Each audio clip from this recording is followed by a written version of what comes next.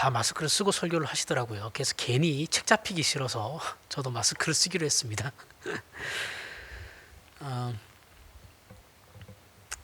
자, 오늘 본문은 지난 시간과 같이 주제가 뭐냐면 우리가 이때까지 뭘 했냐면 팔복에 대해서 했고요. 그렇죠? 그리고 그다음에 빛과 소금의 존재, 그리고 그다음에 뭐예요? 서기관과 바리새인보다 더 나은 의. 이게 다 서기관, 그러니까 팔복이라는 것도 그렇고 빛과 소금이라는 존재 자체도 그렇고 이 모든 것이 다 뭐라고요? 서기관과 바리새인보다 더 나은 의를 가진 존재라는 거예요. 그래서 이거 산상수훈은 크게 주제를 가진 큰 주제가 서기관보다 바리새인보다 더 나은 존재인 너희들이에요. 우리들 보고 얘기하는 겁니다. 자, 그래서 서기관과 바리새인보다 더 나은 의에 대해 예수께서 계속 설명하시는 내용이에요. 오늘도 예수 그리스도께서 설명하시는 내용을 그래서 계속해서 따라가겠습니다. 자, 우리는 지난 시간까지 서기관과 바리새인보다 더 나은 의라는 것은 지난 시간에 기억 안 나시겠지만 5주 전이니까 4주 전이니까 오전이니까 기억 안 나시겠죠, 그렇죠? 살인하지 말라였었어요, 그죠? 살인하지 말라가 나왔었어요. 근데 그 살인하는 것, 너희가 형제를 미워하는 것도 동일하게 살인하는 거다. 이 말씀이었거든요. 그러니까 우리 신자는 빛의 자녀라는, 소금과 빛의 존재라는 자들은 서기관과 바리새인보다 더 나은 의를 가진 너희들은 살인하지 않는 정도로 생각할 것이 아니라 우리 안에 미워하는 마음이 없는 것으로, 그러니까 단순히 나는 사람을 죽이지 않았으니까 나는 율법을 어긴 사람이 아니야, 그 정도가 아니고 우리는 사람을 미워하지 않는 그런 마음, 그런 미움이 우리 안에 없는 것으로 이웃을 사랑하는 자리에까지 가야 하는 존재, 이해가 가세요? 그런 존재들이라는 거예요. 그렇게 설명을 했습니다. 그래서 우리는 미워하는 것도 곧 하나님께서는 어떤 입장에서 우리를 바라보시는 거라고요? 우리가 사람을 미워하면 너희는 곧 살인자다 라고 등식이 되는 거예요. 그리스도인들에게 엄격하게 더 적용하시는 거예요. 무슨 말인지 아시겠죠? 그럼 살인하지 말라에서 오늘은 간음하지 말라가 나와요. 그렇죠? 간음의 문제에 대해서 나와요. 이혼의 문제에서 나오고.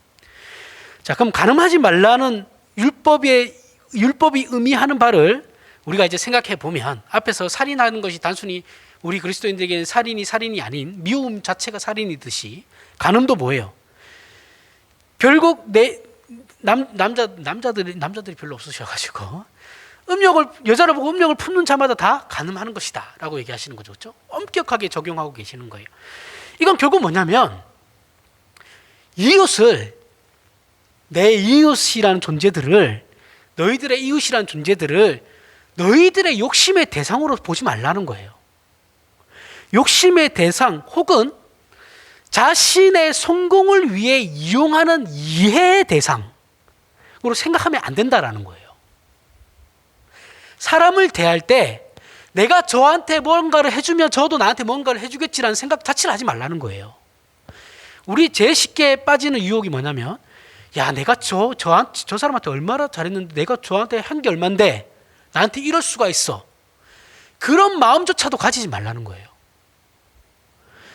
그가 나에게 무엇을 해줄 거다라는 그런 바람 자체를 바라고 도와주지 말라는 거예요. 그냥 도와주고 잊어버리라는 거죠. 돌아서서. 그러면 섭섭할 것도 없어요. 그 사람이 내 뒤통수를 친다고 해도. 그죠? 순간 감정은 상하겠죠.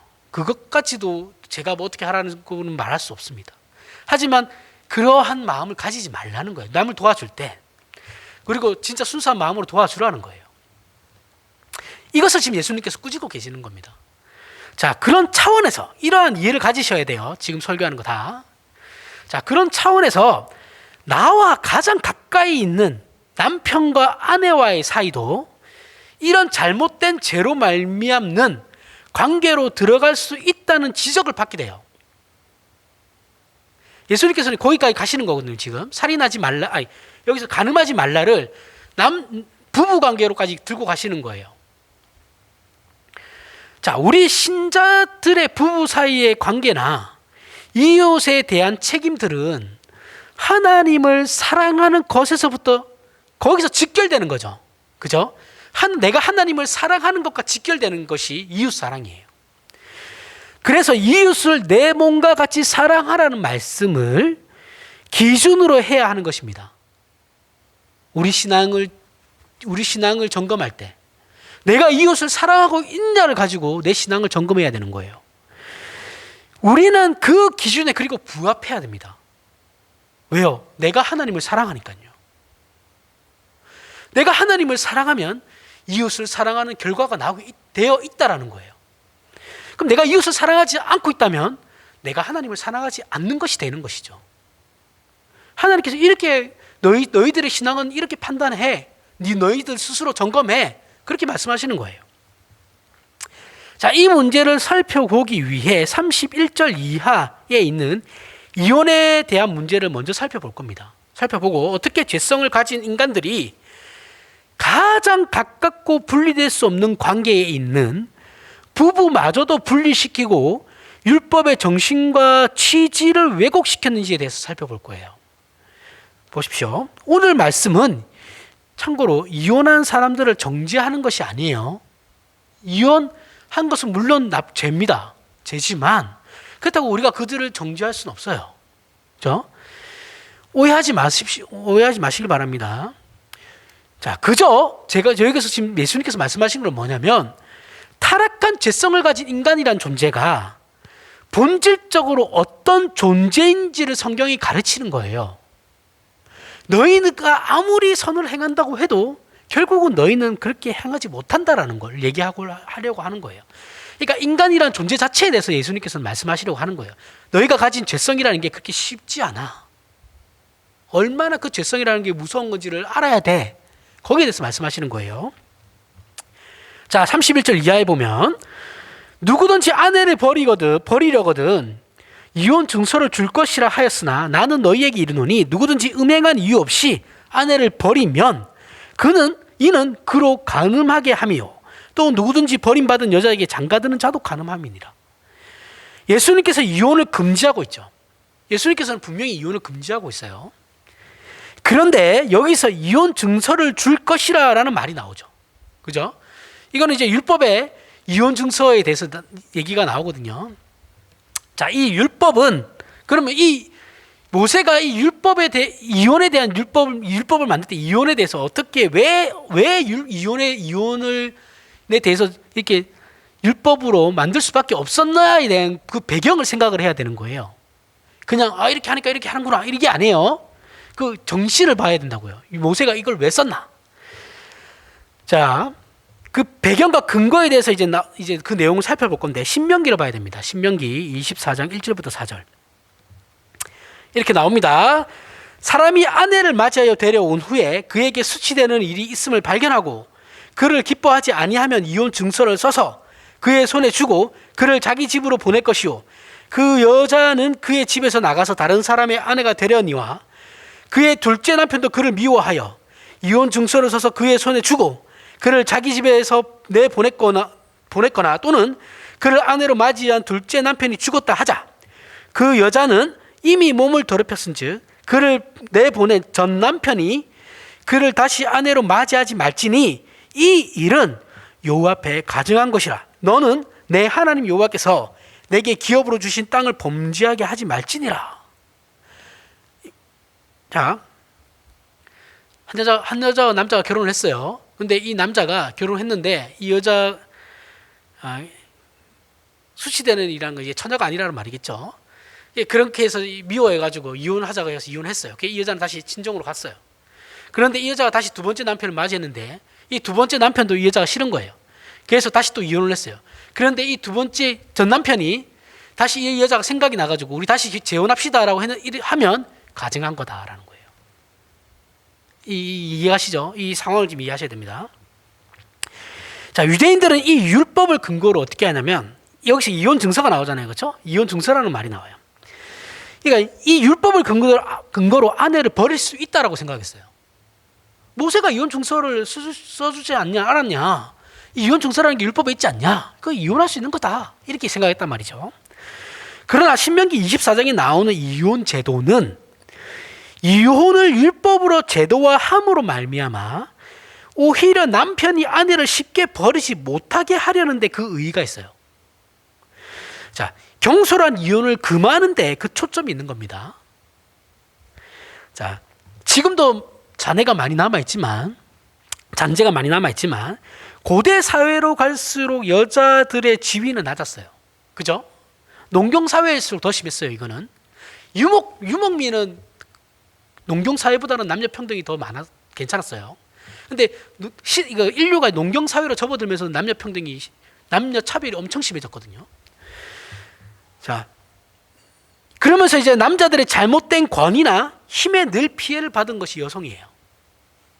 사회로부터도 불이익을 감수할 수밖에 없었죠. 그러니까 특히 여성들에게 경제 활동이라는 건 있을 수 없었습니다. 이러한 이유 때문에 어디에요? 어떤 사회도 동서고금을 막론하고 일부 다처제가 허용됐던 거예요. 힘 있는 자가 여자들을 더 많이 취하는 거였죠. 그래서 결혼한 여성에게 이혼이라는 것은 어떤 경우냐면 경제적으로나 환경적으로 자신이 실질적인 보호를 받지 못한다라는 것이 돼요. 이혼을 하게 되면. 옛날에 고대 사회로 갈수록 집단으로부터 보호를 못 받으면 살 수가 없어요. 그죠? 즉 이혼은 여성의 생명과 직결되는 문제였던 거예요. 결국 신명기에 나오는 이혼에 대한 모세의 율법은 모세가 여성들을 보호하기 위해서 만든 거예요. 남자들이 함부로 여자를 버리지 못하게 하려고. 아무 이유 없이 함부로 아내를 버릴 수 없게 한 것이고 합당한 사유 없이는 이혼을 못하게 했어요. 그래서 즉 이혼을 법으로 제도화함으로 여성들을 법으로 보호하는 것에 의미가 있는 것인데 유대인들은 이 율법 조항을 근거로 마치 모세가 이혼을 허락한 것으로 율법을 왜곡시켜 버렸어요. 이해가 가시죠? 그리고 여기 신명기 24장 1절부터 4절의 말씀의 초점은 왜 첫 남편으로 다시 돌아갈 수 없느냐 하면 하나님은 첫 결혼의 신성함에 대해서 지금 말씀하고 있는 거예요. 결혼의 신성함에 대해서 말씀하고 있는데 그 첫 결혼이 깨어졌기 때문에 너희들은 더 합칠 수 없다라는 거예요. 그 고귀함에 대해서 말하고 있는 거거든요. 그러니까 그 결혼이 얼마나 신성시되고 있는가를 우리가 고민을 해봐야 되는 문제예요. 첫 결혼해서 이혼한 아내가 다른 남자와 재혼하여 살다가 또 이혼했을 때 다시 첫 남편과 재혼할 수 없다는 것은 그래서 금지시키고 있는 겁니다. 너희는 첫사랑을 잃은 거예요. 자, 이것은 이미 첫 결혼의 신성함이 깨어졌기 때문에 그것은 다른 것으로는 절대 메꿀 수 없다라는 의미예요. 그런 의미로 첫 결혼의 신성함, 그 고귀함을 유지해야 한다라는 그 초점에서 이 말씀을 해석해야 되는 거예요. 무슨 말인지 아시겠죠? 그렇다고 해서 또 뭐 그렇게 안 하냐 하면 그것도 아니잖아요. 다 하잖아요. 그죠? 하지만 우리의 그 첫 결혼의 결혼이 얼마나 신성한가에 대해서 말씀하고 계시는 거라고요. 이 문제를 가지고 마태복음 19장에 가면 예수님과 바리새인들이 본격적으로 논쟁을 해요. 자, 19장 3절부터 9절의 말씀에 보면 바리새인들이 예수께 나와 그를 시험하여 이르되 사람이 어떤 이유가 있으면 그 아내를 버리는 것이 옳으니까 예수께서 대답하여 이르시되 사람을 지으신 이가 본래 그들을 남자와 여자로 지으시고 말씀하시기를 그러므로 사람이 그 부모를 떠나서 아내와 합하여 그 둘이 한 몸이 될지니라 하신 것을 읽지 못하였느냐. 그러므로 이제 둘이 아니요 한 몸이니 그러므로 하나님이 짝지어 주신 것을 사람이 나누지 못할지니라 하시니 여짜오되 그러면 어찌하여 모세는 이혼 증서를 주어서 바로 버리라 명하였나이까. 예수께서 이르시되 모세가 너희의 완악함 때문에 아내 버림을 허락하였거니와 본래는 그렇지 아니하니라.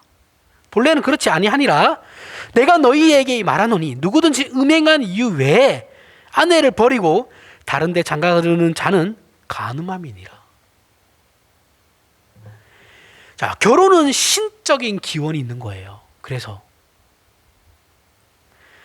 신성한 거라고요. 그래서 결혼식을 할 때 요즘 사람들은 이벤트로 많이 하잖아요. 그죠? 그런 거 하면 안 돼요, 사실은. 그냥 예배를 드리는 겁니다. 하나님 앞에. 예배 끝나고 나서 하면 되는데 그걸 굳이 예배 사이에 끼워 넣어요. 가볍게 여기는 거예요. 제가 볼 때는 가벼운 만큼 이혼도 쉽습니다. 예수께서 설명하시는 내용이에요. 그리고 이혼 증서를 써서 이혼하는 문제에 대해 예수께서 모세가 너희 마음의 완악함 때문에 아내 버림을 허락하였거니와 라고 말씀하시는데, 이 말씀은 모세가 이스라엘의 완악함 때문에 양보했다라는 말이 아니에요. 이건 이혼하지 말라는 율법을 이스라엘 민족이 실질적으로 지키지 못하니까 모세가 여성들을 보호하기 위한 안전장치로 법을 보완하여 이혼 증서라는 제도를 만든 거예요. 그래서 이혼을 제도적으로 더 어렵게 만들어가지고 여성들을 보호하려고 했던 거예요. 합당한 이유 없이는 함부로 아내를 버리지 못하게 한 것이죠. 그래서 예수님의 말씀을 종합하면 결국 하나님께서는 이혼을 합법화하신 적도 없고 허락하신 적도 없다라는 거예요.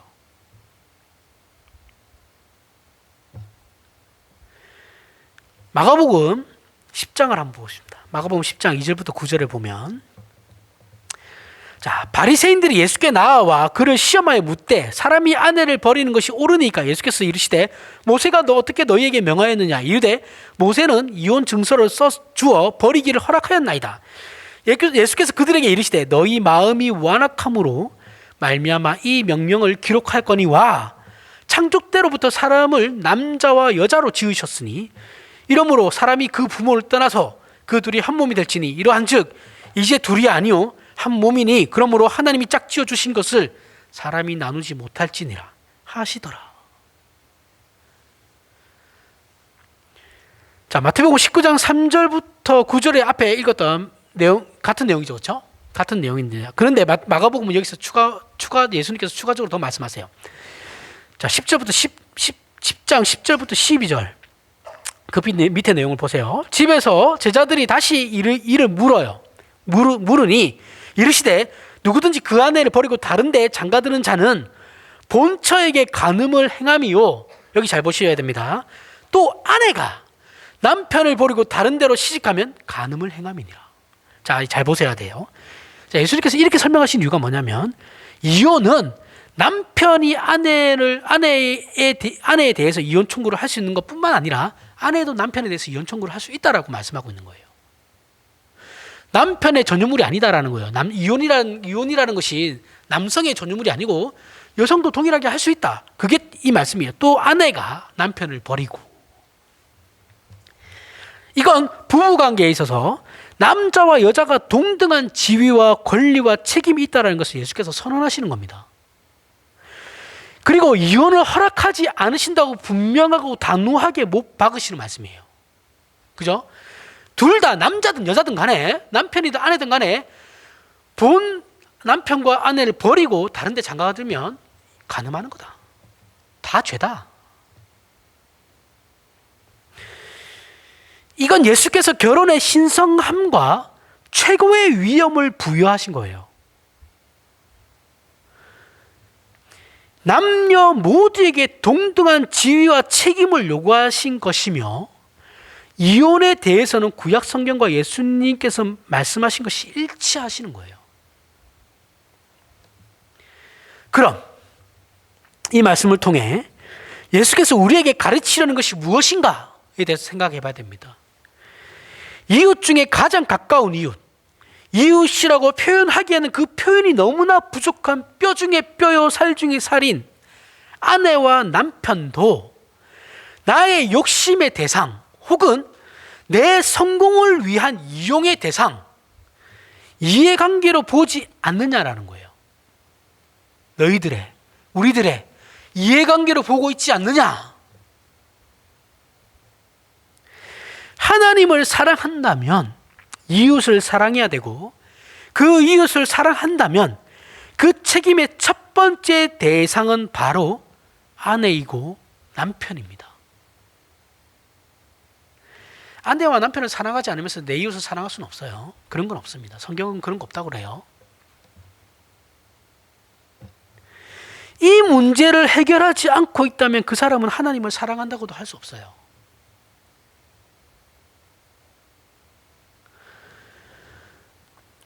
말라기서 볼게요. 아니죠. 네, 말라기서 보겠습니다.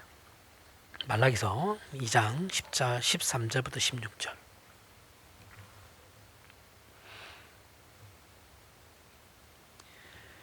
말라기 2장 13절부터 16절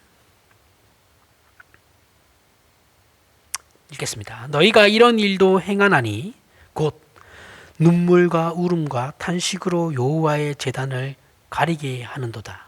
그러므로 여호와께서 다시는 너희의 봉헌물을 돌아보지 아니하시며 그것을 너희 손에서 기꺼이 받지 아니하시거늘 너희는 이르기를 어찌 됨이니까 하는도다.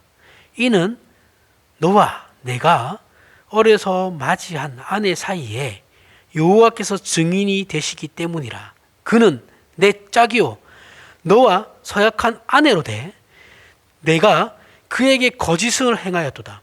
그에게는 영이 충만하였으나 오직 하나를 만들지 아니하셨느냐 어찌하여 하나만 만드셨느냐. 이는 경건한 자손을 얻고자 하심이라.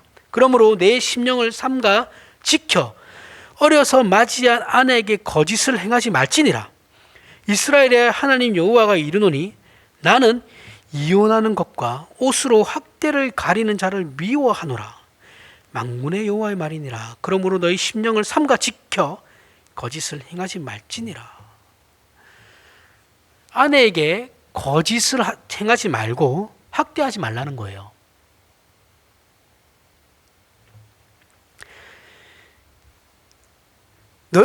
우리가 하나님 성전에 봉헌물을 바치고 제단에 제사를 드리는데 하나님께서 왜 우리를 돌아보지 아니하시나이까 했을 때 하나님께서 너는 네 아내조차도 사랑하지 않으면서 나를 사랑한다는 건 거짓이다라는 거예요. 이해가 가세요? 네가 나를 사랑한다면 너희 아내에게 네가 어려서 맞이한 그 아내에게 거짓을 행하고 그를 학대하지 않았을 거다라는 거예요. 사람들이 이혼을 하는 가장 큰 이유는 뭐예요? 다른 여자와 다른 남자가 탐나서 그러는 거라고 말씀하고 있는 거거든요. 남편과 아내는 사랑하기도 하지만 하나님이 짝지어 주신 세상에서 가장 가까운 내 몸과 같은 이웃입니다. 그죠? 하나님께서 점 찍어줬다라는 게 아니에요. 하나님께서 짝지어줬다라는 건 하나님이 내 배우자를 정해주셨다라는 말이 아니에요. 우리나라 기독교 이상하게 막 그런 말 하는데 그런 게 아니에요. 하나님 앞에서 우리가 부부로 맺었기 때문에 하나님께서 짝지어주셨다 하는 거예요. 자꾸 배우자가 누구인지에 대해서 기도하라고 그러면서 대상이 그런 거 없습니다. 선택은 우리가 하는 거예요. 하지만 하나님 앞에서 거기서 우리가 부부로서 선택을 했으면 하나님께서 짝지어 주신 거예요. 그때부터 책임지고 살아야 되는 거예요. 죽든 살든 간에. 그 아내와 남편을 사랑하지 않고 희생하지 않으며 용서할 수 없다면 그것은 하나님 사랑한다고 할 수 없다라는 말씀이에요. 우리의 신자된 증표가 무엇이냐면 하나님을 내 목숨보다 사랑하고 내 이웃을 내 몸과 같이 사랑하는 것입니다. 아내와 남편은 내 몸이에요. 그런데 우리는 아내와 남편을 사랑하지 못해요. 자식은 사랑해도. 그죠? 자식이 중요한 게 아니라니까요. 내 아내, 내 남편이 더 중요해요. 제가 여러 번 말씀드렸죠. 보통 부부는 서로를 위하기보다는 자녀들 위주로 살아가죠. 자녀들 교육 때문에 이사가고 그런 거 하지 말라는 거예요. 이것이 마치 당연한 것이냐 그렇게 살아가요. 아이한테 요즘은 어떠냐면 아이한테 잘해주는 착한 사람이고 아이 못해주면 나쁜 사람이 되어버려요. 남편과 아내는 서로 잘해주지도 않으면서 아이한테만 잘해주면 된다고 생각하는 거예요. 이상한 논리예요. 기독교는 그렇게 얘기하고 있지 않거든요. 성경은. 제가 자녀가 없어서 하는 말이 아니에요. 성경적 가정은 그런 거라고요. 다시 한번 말하지만 성경적 가정은 자녀보다 남편과 아내가 서로 위하는 아이 중심이 아니라 부부 중심의 관계예요. 가정이에요. 사람들이 이혼하는 많은 이유 중에 하나가 성격이 맞지 않아서 이혼한다 그러죠. 그렇죠? 심정으로는 이해합니다. 이해해요. 그런데 성경에서 말하는 사랑이라는 개념에서는 이 말은 성립되지가 않아요. 있을 수 없는 말이라고요. 이건 사람들이 사랑이라는 단어를 오해하기 때문에 그런 거예요. 사랑이라는 건 자기를 위하는 것이 아니에요. 사랑은 상대방을 위하는 겁니다. 상대를 위하는 거예요.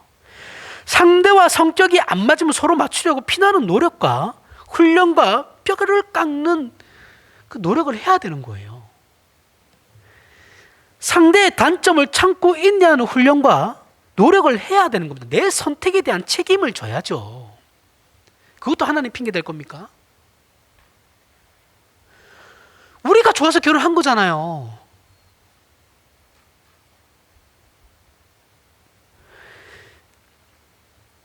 가만히 앉아서 상대방이 맞춰주기를 원하는 건 그러면 그 사랑은 성숙하지 않죠. 신자라면 먼저 적극적으로 상대방에게 맞춰주려고 노력을 하는 거예요. 부부는 서로 간에 그런 노력과 훈련과 인정하는 것이 있어야 하는 겁니다. 서로 그래요. 서로. 한 사람만 일방적으로 하면 힘들죠. 성숙된 신앙인이라면 서로 간에 해야 되는 거예요. 서로 싫어하는 걸 하지 말아야 된다고요. 서로가 좋아하지 않는 거에 대해서. 그래서 이혼이라는 것은 결국 뭐냐면 죄성을 가진 인간의 지극히 자기중심적인 죄예요. 그걸 예수님께서 말씀하고 계시는 거예요. 결국 우리가 상대방의 잘못이나 단점을 참지 못하는 건 뭐예요? 우리가 우리의 사랑이 부족한 거죠. 내 사랑이 부족해서 저를 품지 못하는 거잖아요. 그렇죠? 옛날에 어떤 영화인데 달마야 하여튼 박신양이 나오는 영화인데 조폭 두목으로 나와가지고 절에 들어가게 되는, 도망다니면서 절에 들어가게 되는데 그 절에 있는 스님들과 이제 막 그 헤게모니 싸움이 막 일어나요. 주도권 싸움. 그러면서 그 주지가 이제 나와서 이제 박신양이 뭘 해도 주지는 다 받아주니까 왜 그러냐, 어떻게 그럴 수 있냐 그랬더니 그 항아리에 물을 그 밑이 뚫린 항아리에 물을 계속 담아서 그걸 채워넣으라 그러거든요. 그럼 너네가 이긴다. 이런 내기 같은 게 있었어요. 근데 그거 이제 방법이 뭐였냐면 결국은 그 항아리를 물에 담그는 거였거든요. 그죠? 물에 담가버리면 항아리에 물이 차잖아요. 그걸 이제 그 깨달음이 뭐겠어요, 결국. 그 주지는 당신은 어떻게 우리가 이렇게 땡깡을 부려도 이렇게 꼴통 까도 꼴통짓을 해도 우리 받아주시는 겁니까? 그랬을 때 너희라는 항아리를 나라는 그냥 물속에 담그면 돼. 문제될 게 없어. 물론 절에 대한 얘기 뭐 그런 거라서 뭐 무시할 수도 있는데 받아들일 건 받아들여야죠. 그죠? 아내라는 대상을, 남편이라는 대상을 내 안에 그냥 담궈버리면 되는 거예요. 물론 쉽지는 않습니다. 그래서 훈련이 필요하다니까요. 쉬운 게 어디 있어요, 세상에. 공짜는 없습니다. 구원도 공짜는 아니에요. 예수님께서 다 대가를 치르신 거예요. 쉽다고 얘기하는 게 아니에요. 그러한 노력을 해야 된다는 거죠. 이게 아니면 우리는 어떻게 생각하냐면 왜 나만 참아야 하나? 아니면 뭐예요? 그렇게 억울한 생각을 하게 되죠. 그래서 안 참아요. 만약 예수께서 이런 마음을 가지셨다면 생각해 보십시오. 예수님이 뭐 쟤네들이 뭐라고 내가 이렇게 이런 고난과 고통은 죽으면서까지 내가 왜 죽어야 돼? 이랬으면 구원받을 사람 아무도 없습니다. 그죠? 예수님께서 그런 생각을 안 하신 거잖아요.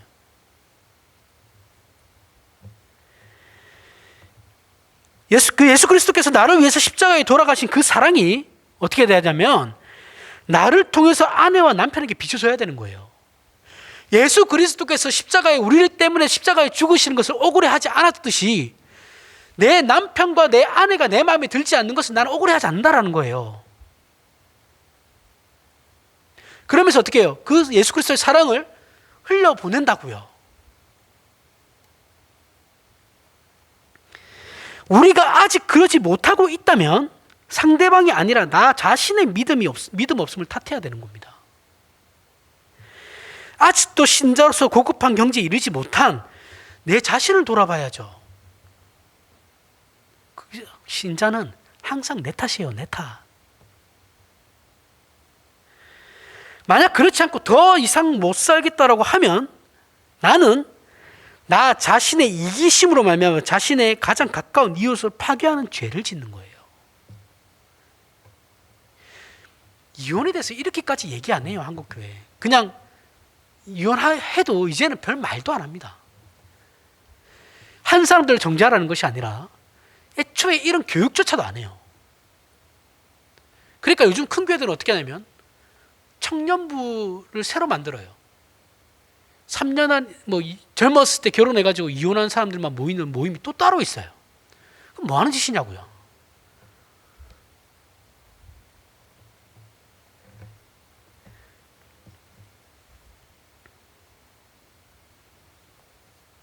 부부는 서로 상대방에게 맞춰야 하고 혼인에 대한 책임을 서로 져야 되는 거예요. 한 사람에게만 주어지는 것이 아닙니다. 본문을 통해서 예수께서 우리에게 가르치는 것은 죄가 얼마나 무서운가에 대해서 얘기하는 거예요. 너희 죄가 얼마나 무섭냐면 너희가 가장 하나님 다음으로 가장 아끼고 사랑해야 하는 사람조차도 버리게끔 만든다. 그게 너희가 가지고 있는 죄성이야. 그래서 예수님께서 뭐라고 말씀하냐면 내 오른눈이 너로 실족하게 하거든 그냥 빼버려. 내 오른손이 너로 실족하게 하거든 찍어버려. 왜요? 죄는 무서운 거니까. 너희들은 그걸 감당할 수 없어. 죄는 우리의 생각과 몸을 선한 대로 끌고 가지 않을 뿐더러 죄에 오염된 우리의 몸의 지체는 우리 자신의 몸마저도 몹쓸 짓을 하게 만든다라는 거예요. 눈에 죄가 들어오면 그 눈이 내 몸을 파멸의 자리로 끌고 가고 손에 죄가 들어오면 그 손이 몸 전체를 파멸의 자리로 끌고 가는 것이 죄예요. 그래서 잘라버리는 것이 낫다. 죄 지을 바엔 차라리 그게 나아. 이거예요. 그럼 내가 내 아내와 내 남편을 미워하고 내 이웃을 미워하는 것은 내 마음에 죄가 있다는 것인데 만약 그래서 내 마음을 도려내고 나면 우리 마음에 뭐가 남겠습니까? 내 안에 뭐가 남겠어요? 아무것도 남지 않아요. 이것이 우리가 죽어 마땅한 자라는 증거예요. 저나 여러분이나 하나님을 사랑한다면 우리는 마땅히 변해야 됩니다. 하나님을 사랑하면 이웃을 사랑하고 이웃보다 비교할 수 없이 가까운 아내와 남편에게 우리는 사랑의 책임을 가져야 하는 거예요. 죽지 못해 산다. 그런 건 없어요. 에베소서를 보겠습니다. 에베소서 5장 15절부터 21절. 그런즉 너희가 어떻게 행할지를 자세히 주의하여 지혜 없는 자같이 하지 말고 오직 지혜 있는 자같이 하여 세월을 아끼라. 때가 악하니라. 그러므로 어리석은 자가 되지 말고 오직 주의 뜻이 무엇인가 이해하라. 술 취하지 말라. 이는 방탕한 것이니 오직 성령의 충만함을 받으라. 시와 찬송과 신령한 노래들로 서로 화답하며 너희의 마음으로 주께 노래하며 찬송하며 범사에 우리 주 예수 그리스도의 이름으로 항상 아버지 하나님께 감사하며 그리스도를 경외함으로 피차 복종하라. 잘 보세요. 17절에 주의 뜻이 무엇인가를 생각해라. 이해해라 라고 나오죠. 그렇죠? 주의 뜻이 뭡니까? 18절에 나오죠. 오직 성령 충만함을 받으라 하는 거예요. 술 취하지 말라. 방탕하지. 술 취하는 거 이거는 성령 충만하고 상관없는 거라서 술 취하지 말라는 말이 나오는 거지. 술 마시는 게 죄다라는 말이 아니에요. 그런 게 아니에요. 그런 의미하고 전혀 상관없는 겁니다. 술을 취하면 하나님과의 교통이 끊어지죠. 내 정신이 아니니까. 그래서 술 취하지 말라는 거예요. 술을 먹지 말라는 것이 아니고, 취할 정도로, 너네들이 자제하지 못할 정도로 먹지 말라는 말이고, 그렇게 방탕하게 살지 말고 시간을 허비하지 말고 그 의미로 술 취하지 말라고 들어가는 거예요. 그리고 너희는 어떻게 하라고? 하나님의 뜻이 무엇인가를 고민하는데 그 뜻은 성령 충만함을 받는 거다라는 뜻이에요. 그러면서 어떤 성령 충만을 말합니까? 바울이 어떤 성령 충만을 얘기하고 있어요? 그리스도를 경외함으로 피차 복종하는 성령 충만. 너희의 성령 충만은 너희가 은사를 베푸고 기적을 베푸는 것이 아니고 뭐예요? 시와 찬송과 신령한 노래들로 서로 화답하며 너희의 마음으로 주께 노래하며 찬송하며 범사에 우리 주 그리스도의 이름을 항상 아버지 하나님께 감사하며 하나님을 사랑하는 것. 그리고 뭐냐? 그리스도를 경외하며 피차 복종하라. 서로 이웃 사랑을 하라. 이웃 사랑을 하라. 성령 충만이라고요. 우리 맨날 성령 충만하면은 막 내가 뭔가를 막 교회 일 많이 하고 이런 것만 생각하잖아요. 그죠? 그게 아니라고요. 그리스도를 경외함으로 피차 복종하라는 말씀은 그리스도로 말미암아 나도 구원을 얻은 자고 다른 사람들도 예수 그리스도로 말미암아 구원받아야 하는 자들로 이 세상에 예수 그리스도가 필요하지 않은 사람은 없다는 거예요.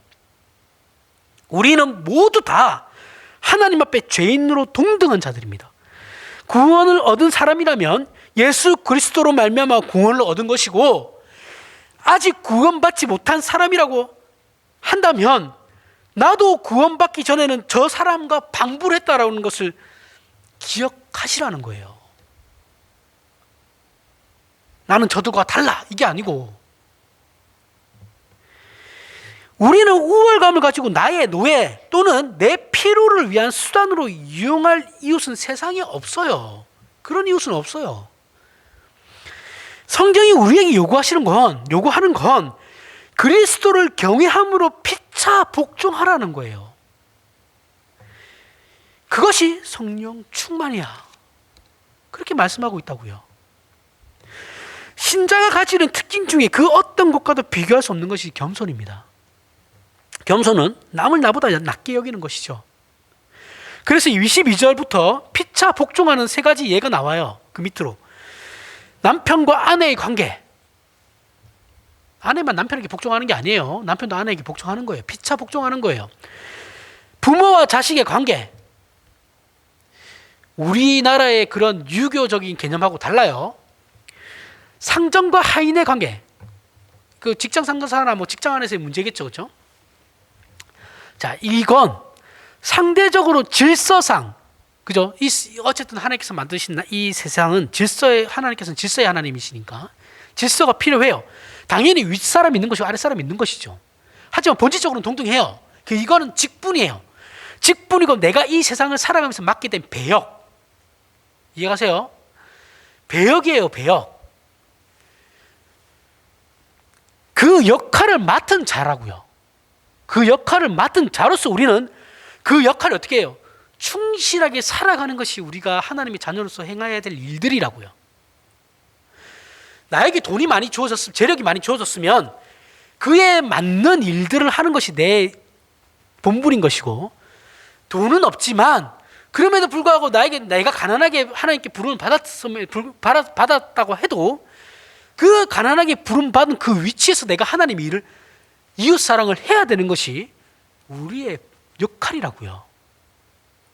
목사로 부름받고 일반 성도로 부름받고 선교사로 부름받고 다 부름받은 그 위치에서 자신의 역할에 충실하면 된다고요. 열등감이 왜 필요합니까? 여기에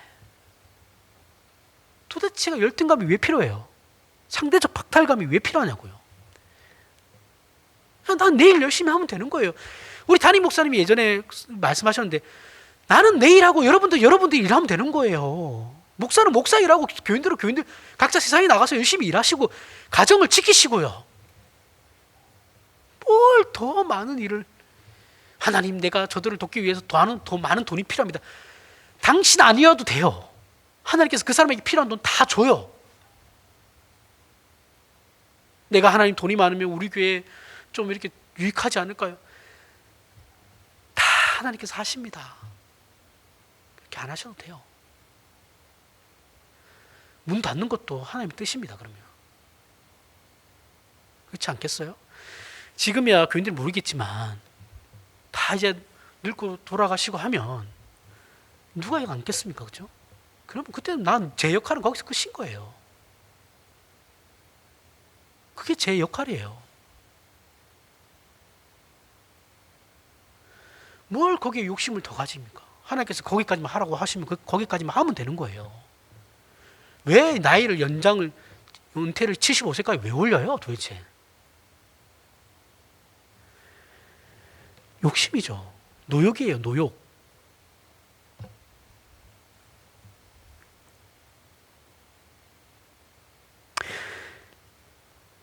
자, 그래서 성경적 원리로 부부된 본질을 얘기하면 부부관계는 사랑이라는 감정보다는 책임입니다. 책임. 하지만 이 책임 안에는 사랑이 들어가는 거죠. 분리되는 게 아니에요. 사랑과 책임이라는 건 분리되지 않아요. 자꾸 우리는 이거 분리시키려고 하는데 의무라고 하면서 아니에요. 사랑이 성숙하면요 책임으로 가는 거예요. 아유 저 왼수 이러면서 우리 맨날 남편한테 그렇게 얘기하잖아요. 그렇죠? 남편한테 그렇게 아유 저 왼수 덩어리 저거 진짜 이러면서 막 하고 뭐 농담 삼아서 뭐 남편이 제일 미울 때가 언제냐면 아침에 눈 떴을 때 뭐 이런 거 하고 막 그러잖아요. 그렇죠? 그러면 어떻게 해요? 사실 그러면서도 어떻게 속은 어떻습니까? 밥 차려주잖아요. 그걸 우리는 사랑이라고 생각하지 않아요. 근데 성숙된 사랑인데 사랑이 성숙해서 책임으로 간 것을 우리는 사랑이라고 생각하지 않는다라는 거예요. 이게 감정이라는 함정에 놀아나는 거예요. 우리의 감정이라는 함정에 놀아나고 있는 겁니다. 왜곡시킨 거죠. 감정적 사랑이 성장하면 책임이 되고 그래서 그 책임으로 아내를 지키고 남편을 지키는 거죠. 그래서 가족을 지키는 겁니다. 우리 인간들은 사랑에 대해 환상을 가지고 있죠. 하지만 잘 생각해보면 사랑이라는 감정은 그렇게 믿을 것도 못 되죠. 그렇죠? 우리 연애할 때 생각해보시면 이거 답 나오는 거예요. 그리고 여러 번 얘기했지만 한국 교회는 청년들에게 앞으로 자신의 배우자에 대해 기도할 때 이제 제가 여러 번 얘기했죠. 배우자를 위해서 기도할 때 지 편한 것만 다 얘기해요. 이러면 성장하지 않는다니까요. 이거 뭐냐면 자신의 욕심을 내 욕망을 하나님께 투영하는 거예요. 배우자 기도를 통해서. 그럼 하나님께서 좋아하시겠습니까? 아유 저 욕심 덩어리 굴리겠죠. 세상이 더.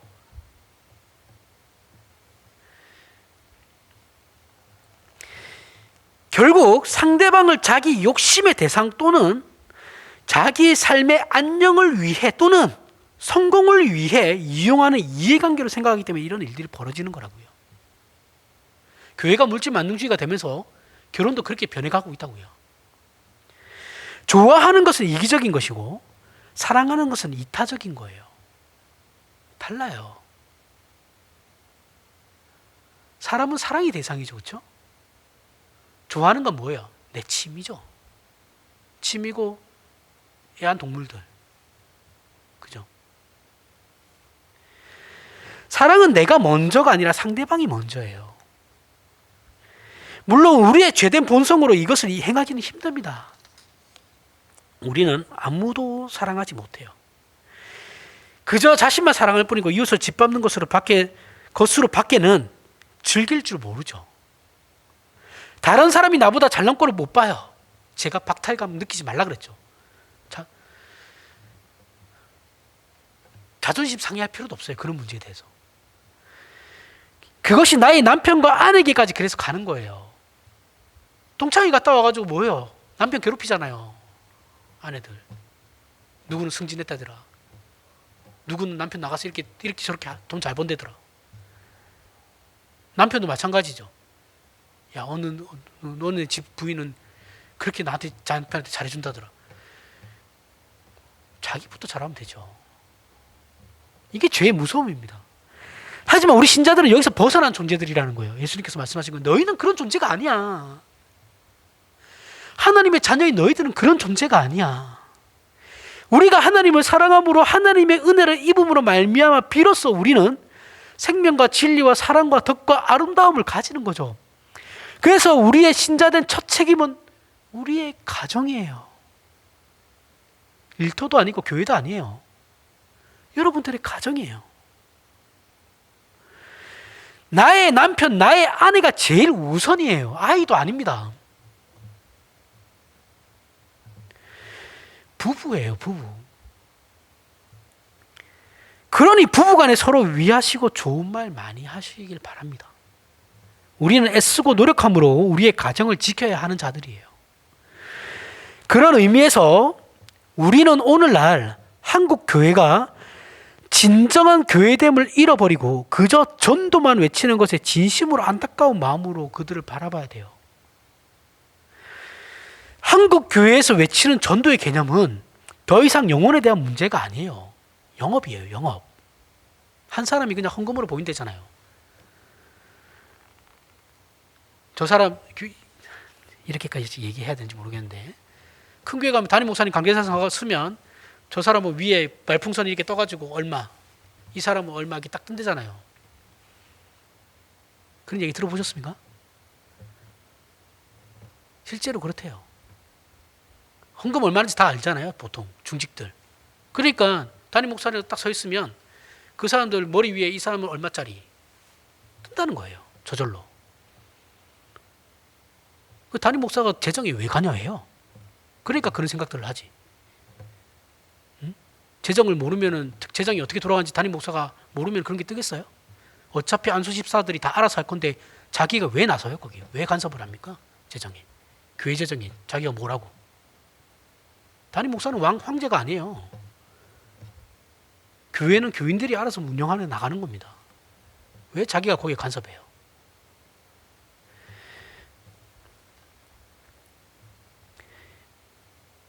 그리고 저 어떻게 해요? 교회가 교회 일 한답시고 너무 많은 성도들의 가정을 소홀하게 만들어버렸죠. 그죠? 교회 맨날 교회만 부르니까.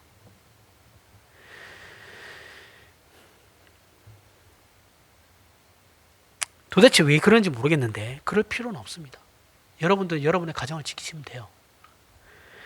주일에 와서 예배만 참석하시면 됩니다. 제발 빠지시지 마시고요. 어쩔 수 없이 빠지는 거는 어쩔 수 없지만 이렇게 하는 게 뭐냐면요, 결국은 교회 이름, 교회와 담임 목사들이 자기 이름 높이는 거예요. 자신들의 아방궁을 만드는 거라고요. 만리장성 쌓는 겁니다.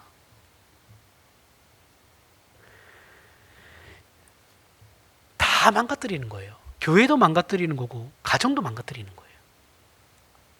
그럴 필요 없습니다. 우리는 우리의 가정을 지키면 됩니다.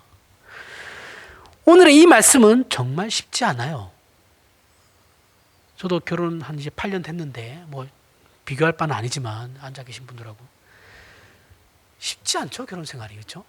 생판 다른 환경에서 자란 두 사람이 만나서 결혼 생활을 하고 하면서도 저 사람은 왜 바뀌지 않을까? 보통 남자들이 안 바뀌어요. 그렇죠? 그래서 죄송한데 아내분들이 좀 많이 품어주시는 게 중요하다고 생각합니다. 사실은 남자들은 단순하거든요. 그래서 잘 안 바뀝니다. 어쨌든 맞춰가야 되는 겁니다. 쉽지 않죠. 기독교 신앙 자체가 그런 의미에서 쉽지 않습니다. 제가 계속 강조하잖아요. 그렇죠? 내 자존심을 없애야 하는 것이기 때문에 절망감마저 들죠. 그죠? 저 사람한테 계속 맞춰주면 내 자존심은 나는 도대체 나란 존재가 없어지는 건가? 이런 생각이 들잖아요. 그럼 난 뭐야? 고민이 들죠. 근데 여러분, 신자는 자존심은 한없이 낮아야 되고 자존감은 한없이 높아야 돼요. 하나님 앞에서. 이 자존감이 내가 만들어낸 자존감이 아니거든요. 신자의 입장에서는 우리의 자존감은 예수 그리스도께서 우리에게 주신 자존감이에요. 그래서 우리가 실패해도 일어설 수 있는 것도 예수 그리스도 때문이듯이 내가 남편과 아내를 사랑하는 것도 결국 내 예수 그리스도께서 나에게 주신 그 은혜로 말미암아 내 자존감이 한없이 높아질 수 있는 거예요. 그런 자존감인 거지 세상이 말하는 자존감이 아니에요. 그래서 자존심은 한없이 낮고 자존감은 높아야 됩니다. 그래야지 우울증 안 빠져요. 그리고 우리가 더 힘들어하는 게 뭡니까? 이게 짧은 시간에 이루어지지 않는다라는 거예요. 그죠? 20년, 30년을 살아도 저 인간은 변하지 않거든요. 도대체가. 그죠? 그럼에도 불구하고 우리는 해야 되는 거예요. 저와 여러분들에게 맡겨진 사역이에요. 부르심의 목적이라고요.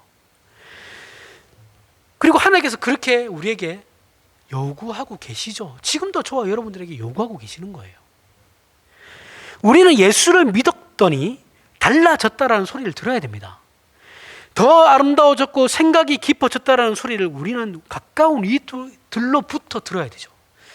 아, 우리 아내 교회 다니더니 바뀌었어, 사람이. 우리 남편이 교회에 출석하기 시작하더니 사람이 바뀌었어.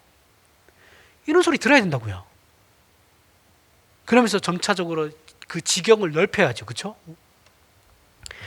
그래서 마지막입니다. 우리 신자된 책임과 지혜와 생명과 진리된 복됨의 자리를 제발 찾고 누리시는 저와 여러분이 되길 바랍니다. 기도하겠습니다. 하나님 은혜를 감사합니다. 하나님께서 우리를 사랑하셨고 우리에게 자비를 베푸셨으며 우리에게 이웃을 사랑하고 그들에게 긍휼을 베풀라 명하셨습니다. 이것은 우리는 이미 가진 자이기 때문에 베풀 수 있고 나눌 수 있다는 하나님의 명령인 동시에 우리의 자랑이자 특권입니다. 오늘날 우리의 신자된 내용들이 잘못된 가르침으로 헐벗고 가난하게 되었지만 이제 말씀을 통해 알게 된 우리의 복을 그 진정한 부요함을 누리게 하여 주시옵소서. 하나님의 자녀된 그 특권을 자랑하게 하여 주시옵소서. 그래서 우리가 있는 그 자리에 하나님의 영광이 그 베푸시는 은혜와 사랑과 긍휼과 구원이 드러나게 하여 주시옵소서. 예수님 이름으로 기도합니다. 아멘.